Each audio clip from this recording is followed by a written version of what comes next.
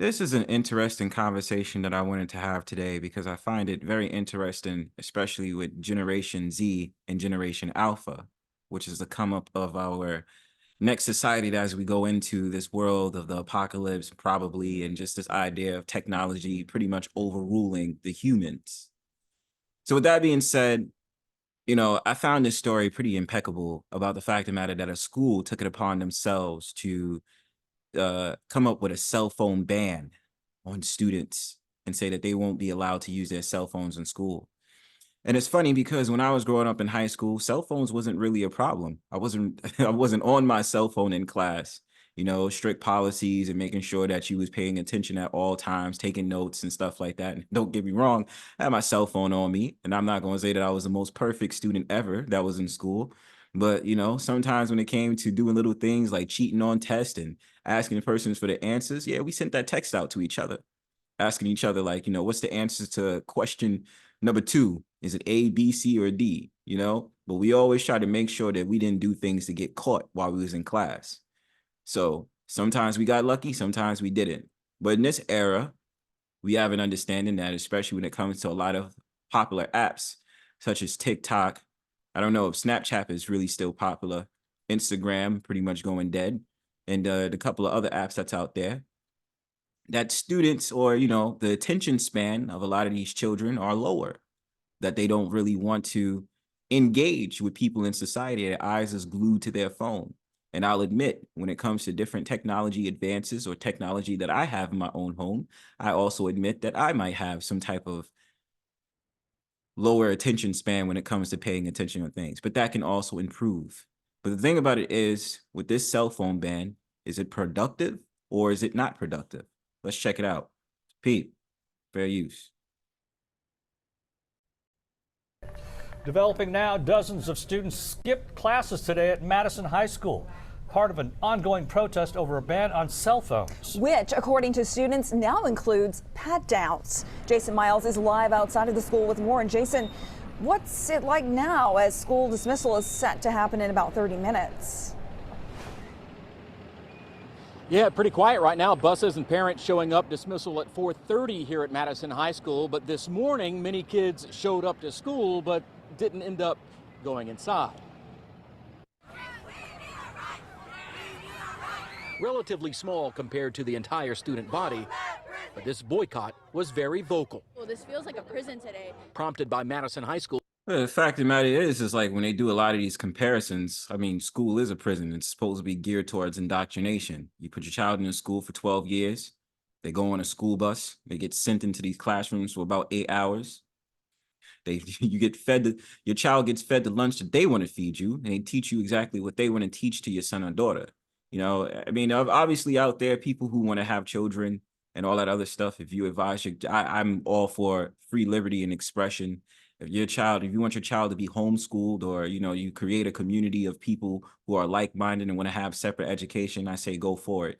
There is someone that I look up to in the city of New York that actually has their own school, and they decide to teach them outside the classroom, well, inside their own building and stuff like that. And they have the rights to the school. They teach the child the curriculum and all these different things. And it's very, very professional and very great. And it's owned by a Black man. But otherwise, not going more into the conversation about these different things, especially that it's already a prison to begin with, but it's more of a prison where I can understand the students of saying that their rights is being taken away. Because let's just say a situation happens in school and it's an emergency. Or the fact of the matter, last year when I did a video about there was a rowdy student who decided to come into a school and do a mass shooting.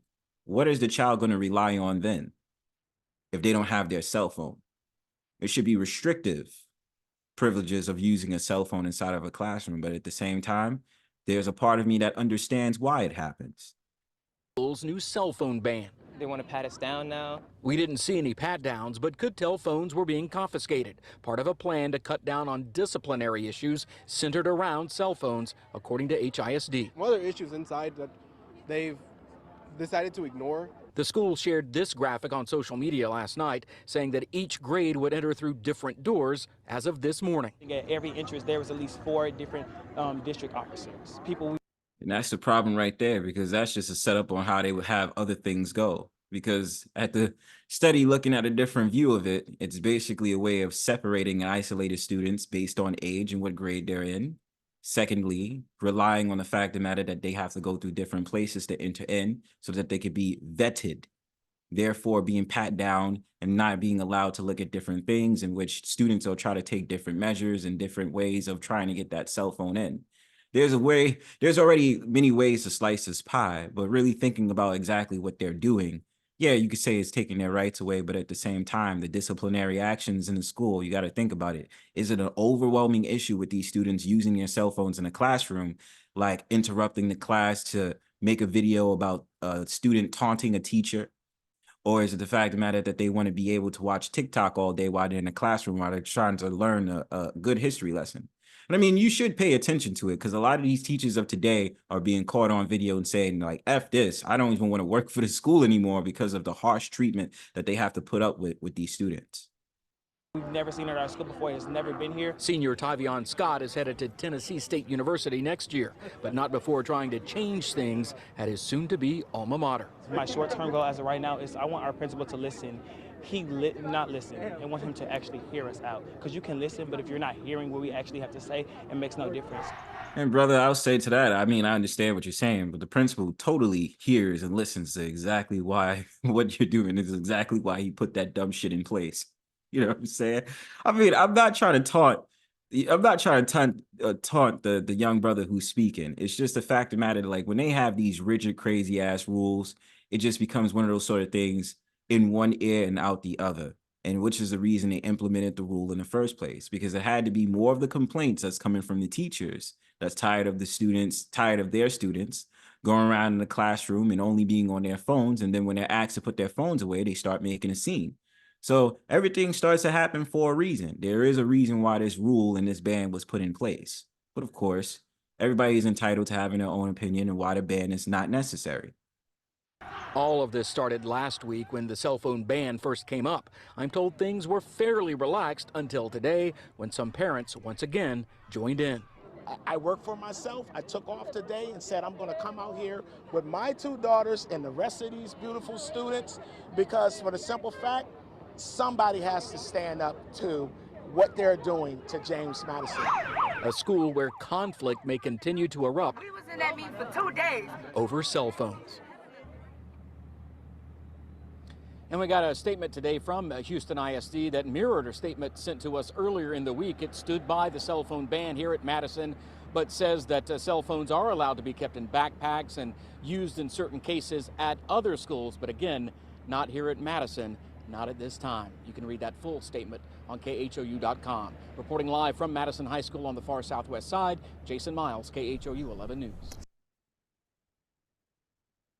And with that being said, the whole entire thing of a cell phone ban, I can understand why that it was being implemented. If this is a usual issue that happens in high schools like this, in which they'll try to basically reiterate the idea of saying that it's all the principal's fault or it's all the school's fault for sitting up there taking this disciplinary action. But what gives? If it's a large amount of conflicts that happen behind a cell phone, and we do recognize that when it comes to students, that they're having a short attention span, and that everything that's funny in a classroom comes on video, and that when it comes down to it, they're making the teachers quit in large numbers if that's happening, or the teachers feel uncomfortable teaching the class, because every time they teach the class, more than likely a majority of students, if so, is on their cell phones. In which I would understand, like, this is a necessary ban, or there should be other things put in place or other rules in place to implement this strategy. But then this is where you have to ask the overbearing questions to ourselves. Are we too addicted to our phones and technology? Ask yourself that. Like, share, subscribe. Peace.